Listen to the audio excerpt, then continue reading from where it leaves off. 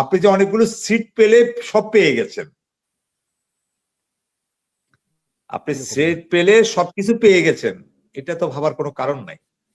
আপনি আর বন্দুক রেখে আদালতের উপরে এই যে রিট করলেন হ্যাঁ ভোট না মানে অবৈধ ঘোষণা করার জন্য, আপনি কি এটার ফলাফল বুঝেন?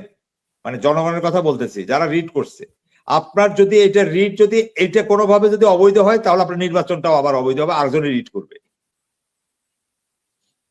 কারণ আপনার তফসিল কিন্তু একটা, আমরা যেটাকে শিডিউল বলি, নির্বাচন তফসিল একটা, সেখানে লেখা আছে কোন বিধানের বলে কোন আদেশের বলে নির্বাচনের আয়োজনটা করতে হয়েছে।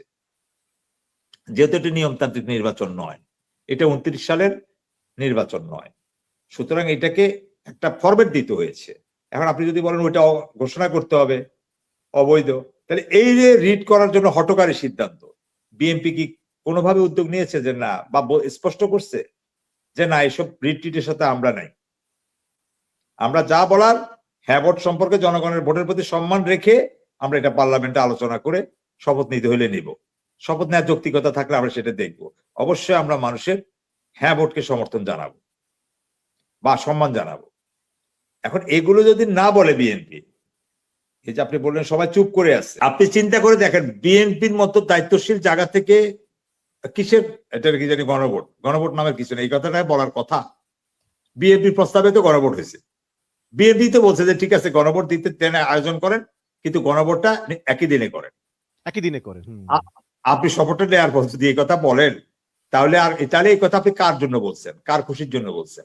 মেজর হাফিজ সাহেব উনি বিএনপি দুঃসময় বিএনপিকে ছেড়ে চলে যায়, ওইখানে গিয়ে ষড়যন্ত্র করে, ওইখানে গিয়ে দল গঠন করে, ওইখানে গিয়ে সাকিব আল হাসানকে ডাকি নিয়ে আসে।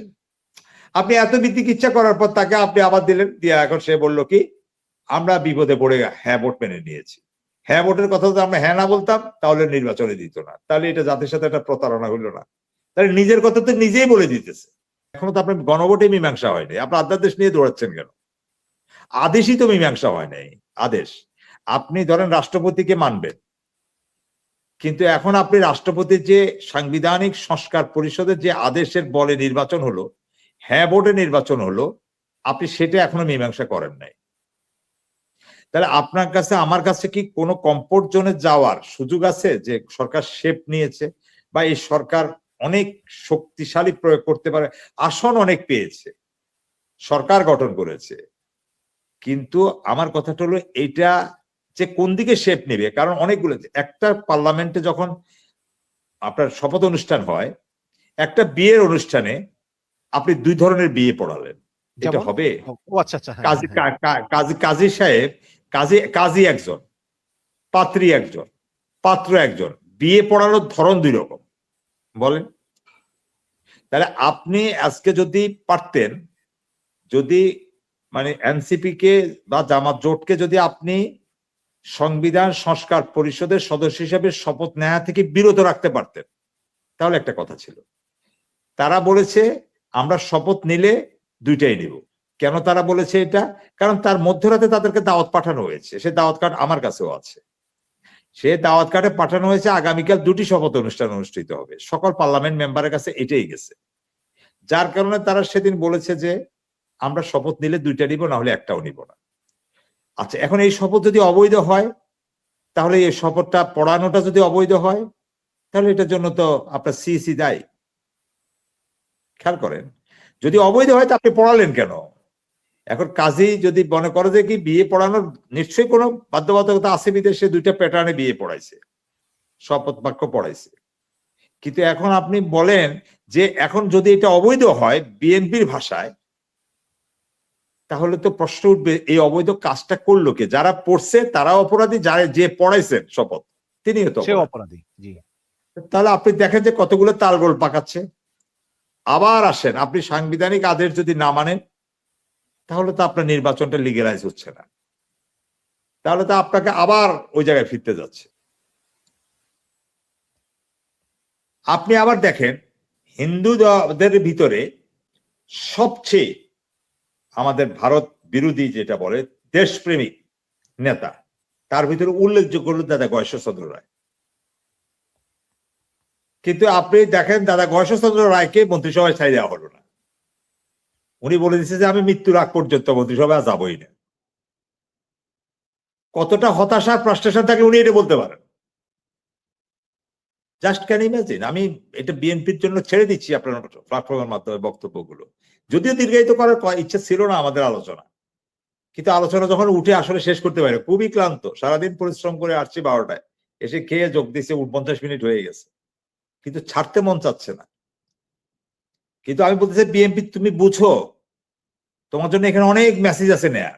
তুমি গিয়ে খালি ওই হাসনাতকে, তারপরে নাহিদকে, শুধুমাত্র মানে জামাতের আমির সাহেবকে, তারপরে ওই যে ফুয়াদ, ব্যারিস্টার ফুয়াদকে গালাগালি করে তুমি কিন্তু খুব কিছু অর্জন করতে পারবা না। তোমাকে রাজনীতির গভীরে ঢুকতে হবে, ওদের কাছে রাজনীতি আছে। ব্যাপারটা হলো যে কি, এখন ওই যে রাজনীতির কথা বললাম, যে ওদেরকে গালাগালি করে, ওদেরকে ইয়ে করে, এটার খুব বেশি ফলাফল আসবে না। রাজনীতিকে রাজনীতি দিয়ে মোকাবেলা করতে হবে। আপনি সে পুরানো কথা, পাকিস্তানের প্রোডাক্ট পাকিস্তানে যা, তারপরে মুক্তিযুদ্ধের চেতনা, তারপরে গিয়ে হলো যে কি আমরা ইনক্লুসিভ রাজনীতি করতে চাই, সবাইকে নিয়ে রাজনীতি করতে চাই, এটা হলো এখন বিএনপির কাছে রাজনীতি, বিএনপি ঘরানার কাছে রাজনীতি। তাহলে আপনি চিন্তা করেন যে 54 বছর পরে এই রাজনীতিটা, একই রাজনীতিটা আর কতদিন যাবে?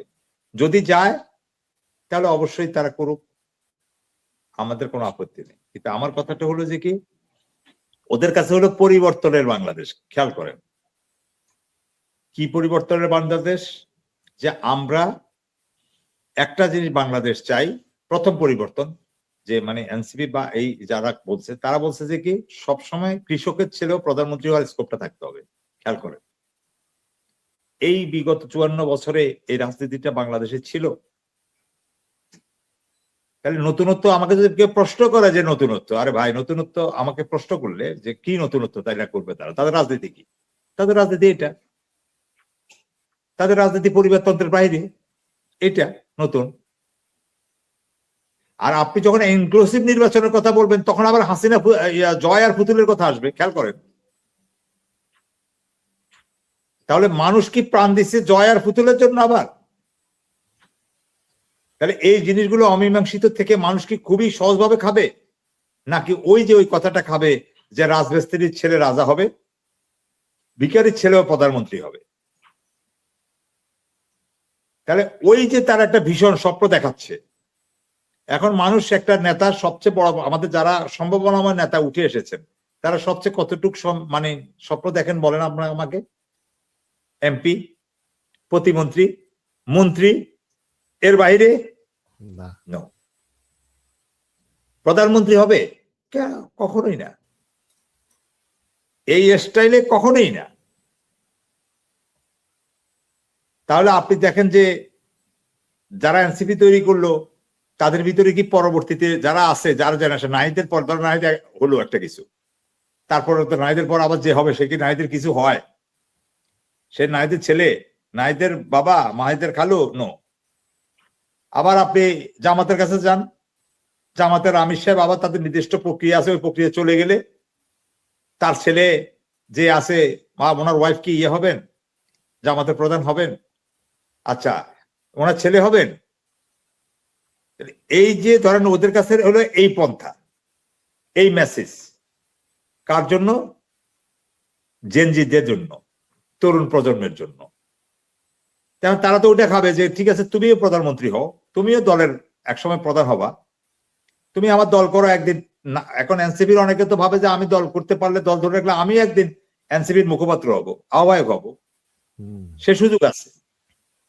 কিন্তু আপনি যখন বলবেন আপনি সবাইকে নিয়ে রাজনীতি করতে চান, ইনডাইরেক্টলি বুঝাবেন আপনি হাসিনাকে নিয়েও রাজনীতি করতে চান, আওয়ামী লীগকে নিয়ে রাজনীতি করতে চান, যে ফরম্যাটই করেন, সেখানে আবার আপনাকে সামনে জয়, পুতুল, ববি অথবা টিউলিপ, কাউকে না কাউকে আপনাকে আবার সামনে আনতে হবে। এছাড়া আর রিফাইন আওয়ামী লীগ আপনি যত কথাই বলে সে আওয়ামী লীগ আর দাঁড়াবে না। যদি দাঁড়াইতো তাহলে জহুরা তাজউদ্দিনে দাঁড় করাইতে পারতো। হ্যাঁ, ঠিক আছে। তারেক রহমান কি চায় আসলে, এই আওয়ামী লীগ নিয়ে তার পরিকল্পনা কি আপনি মনে করেন? না উনি এখনো মানে আমি মনে করি ব্যক্তিগতভাবে আমি মনে করি, আর আমি ওনাকে যতটুকু বুঝি, উনি এখনো বিষয়টা নিয়ে একদম মানে একটা ইয়েতে আছেন, হ্যাঁ, নানামুখী চাপের মধ্যে আছেন। এখন এই ব্যাপারে উনি চূড়ান্ত সিদ্ধান্ত দেওয়ার পর্যায়ে উনি আসেন না। এখন উনি ভাবছেন, উনি এখনো বোঝার চেষ্টা করছেন। আর যেহেতু মন্ত্রীরা এমপিরা বিভিন্ন রকম কথা বলতেছে, এটাকে আমরা ধর্তব্য নিতে চাই না। আমরা যেদিন তারেক রহমান সাহেব বলবেন সেদিন আমরা বলবো যে কিনা এটা অফিসিয়ালি এন্ডোর্স করার মতো। তো যার কারণে আমরা ভাবছি যে তারেক রহমান সাহেব বুদ্ধিমত্তার সাথে বিষয়টা দেখছেন, উনি কি এই মুহূর্তে এটা বলবেন কিনা, বা আওয়ামী লীগের ব্যাপারে ওনার সিদ্ধান্তটা কি, সেটা সামনের দিকে জানা যাবে। কিন্তু অতি উৎসাহী যারা আছে তারা আওয়ামী লীগ খুব দ্রুত অ্যাকোমোডেট করতে চায়, কারণ আওয়ামী লীগ তাদেরকে ব্যবসার ভাগও দিয়েছে, ব্যবসার পাহারাদারও বানিয়েছে, তাদেরকে এমপি বানাই আনছে, তাদেরকে মন্ত্রী বানাই আনছে তাদেরকে ফেরানোর জন্য। এবং এটা তাদের সাথে অলিখিত চুক্তি যে এরপর তুমি যাবা, আবার আমার কাছে ক্ষমতাটা দিয়ে যাবা, তুমি এখন আমাকে পাহারা দাও, আমি তখন তোমাকে পাহারা দেব। এটা তো ভাই নতুন রাজনীতি না। আমি এটাই বলছি যে আপনাকে নতুন রাজনীতি সামনে আসতে হবে। নতুন রাজনীতিটা কে করছে? ছাত্ররা, তরুণরা সেটার দিকে খেয়াল রাখছে।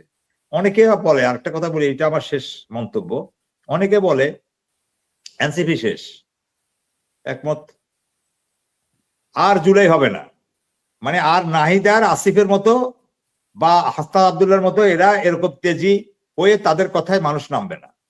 মানে আপনি দেখে রাখেন, আমি আজকে বললাম আপনার সাথে ইনশাল্লাহ এই হাসনাতদের সেকেন্ড ভার্সন এবং আপনার নাহিদদের সেকেন্ড ভার্সন অলরেডি তৈরি হওয়ার পথে। সেদিন তারা কি, যেমন বিপি নূর যখন সূচনা করে কোটা আন্দোলন, তখন কি সেটা সে সফল করতে পারছে? সে তখন একটা জায়গায় এসে রেখে গেছে, বাকি সে হাসিনার সাথে গিয়ে কথা টথা বলে টলে সেটা একটা মীমাংসা হয়ে সেটা 18 সালেরটা শেষ। কেউ একবারও ভাবছে যে কোটা থেকে এই নাহিদরা এটাকে নিয়ে যাবে বিপ্লবে? তখন সে নাহিদদেরকে বিপিনুরে কি করছে? এরা সবাই বিপিনুরের টার্গেট। তারা কি করছে?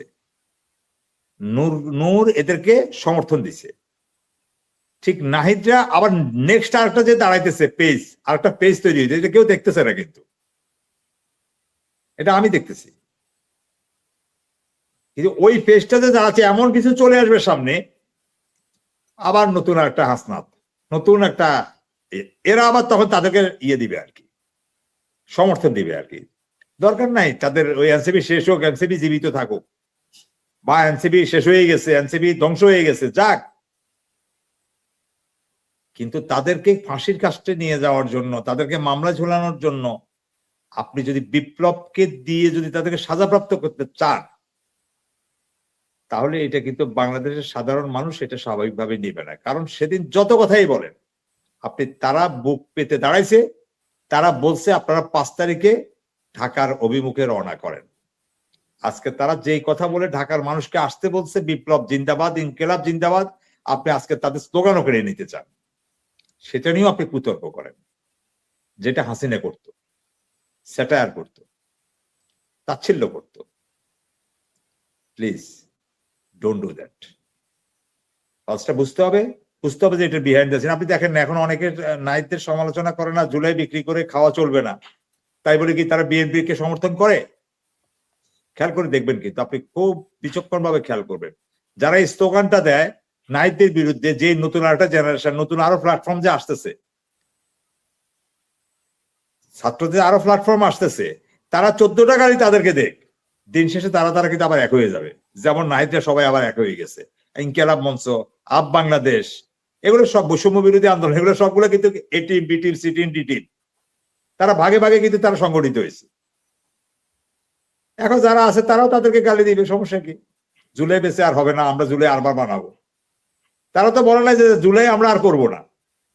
তারা কি বলে, তোমরা জুলাই বেঁচে খাইছো, তোমার দিন শেষ, আমরা আরেকটা জুলাই আনবো। তারা তো বলে না যে আমরা জুলাই কখনো আনবো না। খেয়াল করেন তাদের ভাষাগুলো, চিন্তাগুলো, মনোজগৎ গুলো।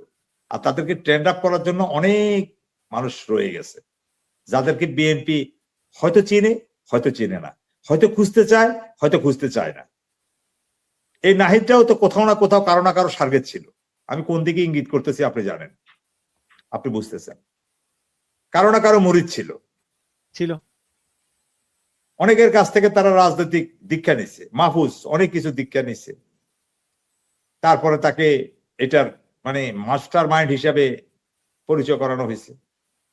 এখন যে আরো মাহফুজ নিচে তৈরি হচ্ছেন না, আপনি ভাবতেছেন কিভাবে? এত সহজ না। হ্যাঁ, এই শতাব্দীতে এসে রাজনীতি অনেক কঠিন সমীকরণও চলে গেছে। আমি মনে করি, শুভ কামনা করি, তারেক রহমান সাহেবের দীর্ঘায়ু কামনা করি, এবং আমি চাই যে উনি সবকিছু ভেঙে চুরে উনি আমাদের সামনে আবির্ভূত হয়েছেন, সেভাবে যেন উনি প্রমাণ করতে পারেন। কোন ছোটখাটো বিষয় যেন প্রশ্নের এবং প্রশ্নবোধক চিহ্ন এগুলোর যেন না আসে।